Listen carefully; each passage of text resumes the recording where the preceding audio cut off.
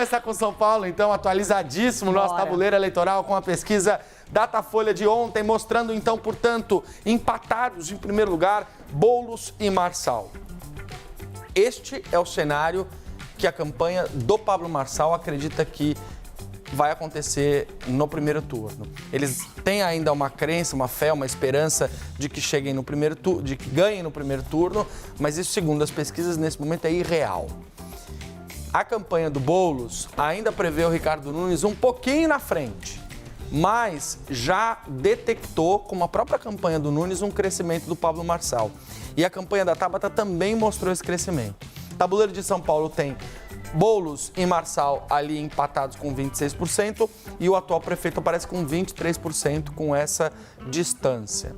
Como eu disse, há uma leitura na campanha do Ricardo Nunes que alguns desses votos eles vão aparecer aos 45 do segundo tempo porque a periferia ou o extremo da cidade não estaria sendo contemplado pelas pesquisas como o Datafolha numa espécie de ponto cego, porque a metodologia pega locais de fluxo ou regiões mais centrais da cidade, não essa periferia onde tem muitas obras do Nunes.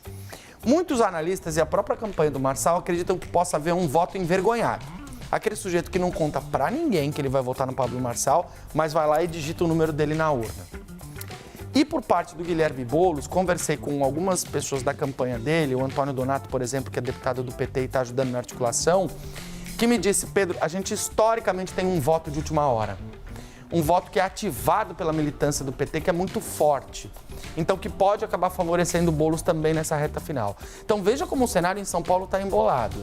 A Tabata apareceu já um pouquinho mais acima nessa pesquisa da Datafolha. Falei com interlocutores da campanha dela que disseram, é difícil. Realmente é difícil. Pela primeira vez eles admitiram que é difícil ter algum tipo de possibilidade de ir para o segundo turno.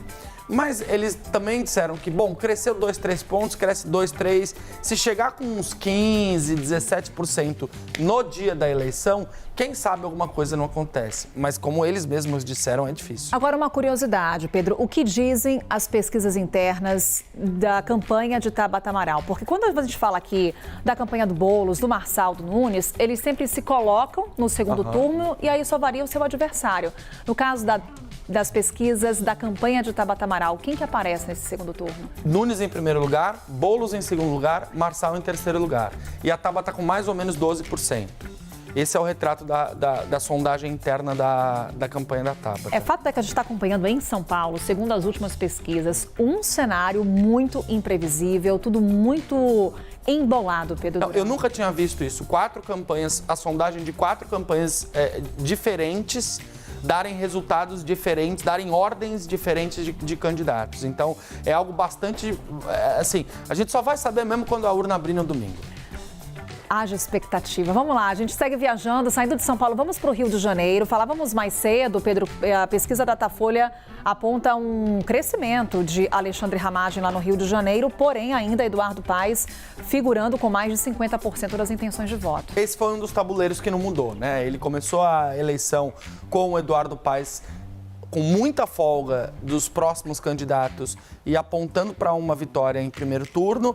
Terminamos o tabuleiro eleitoral no primeiro turno com essa edição de hoje, com um cenário inalterado. O Paes voltou um pouco algumas casas nesse tabuleiro, porque chegou a ultrapassar os 60%, chegou a 67%, voltou para 53%.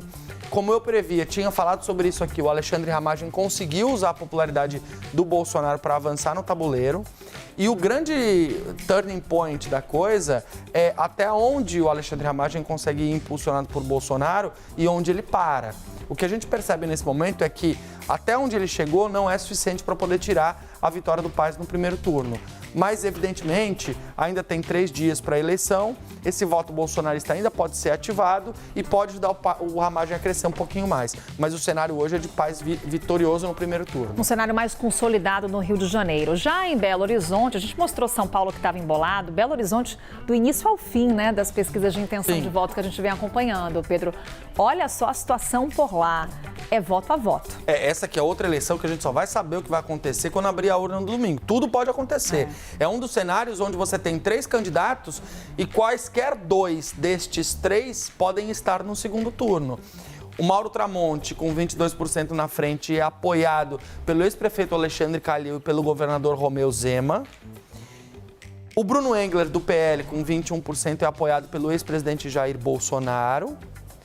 E o Fouad Noman, com 19%, é o atual prefeito, tem um grande arco de alianças, mas não é apoiado formalmente pelo PT, que está com o Rogério Correia aqui, que não cresceu, ficou na casa dos 7%, também do começo ao final, não saiu desse patamar. E a Duda Salabert também, que oscilou bem pouquinho, continua ali em quarto lugar com 9%. Então a eleição está polarizada nesses três personagens aqui. Bem, saindo de Belo Horizonte, vamos para Vitória. Pois é, Vitória, a gente tem também um cenário bastante clássico, que é o prefeito atual com vantagem confortável em relação aos candidatos que o desafiam. Aí a gente está falando do Lorenzo Pasolini, do Republicanos, tem 48%.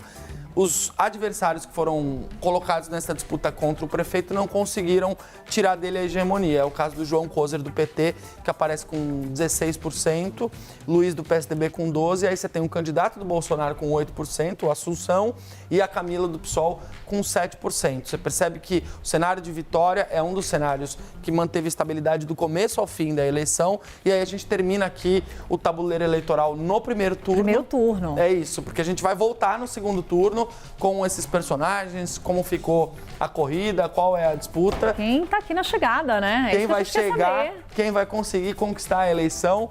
E eu projeto, para concluir essa conversa, Carol, que a gente tenha cerca de 10 cidades com eleições definidas no primeiro turno entre as capitais.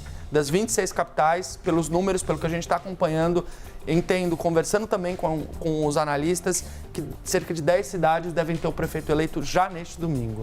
Tabuleiro eleitoral, continua, viu, o tabuleiro eleitoral aqui com o Pedro Duran.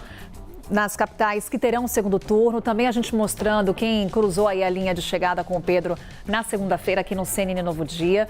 O Pedro está preparando um material super especial para você continuar conosco nessa cobertura.